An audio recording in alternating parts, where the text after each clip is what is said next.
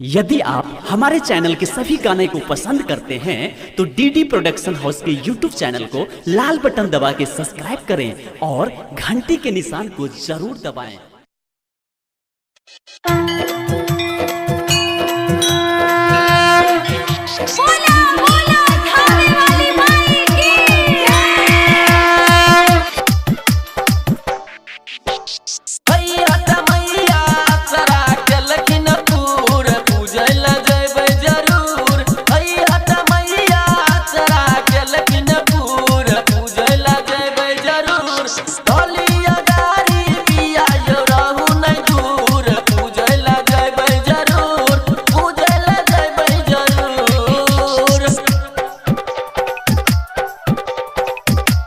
Presented by DD Production House, Sakri.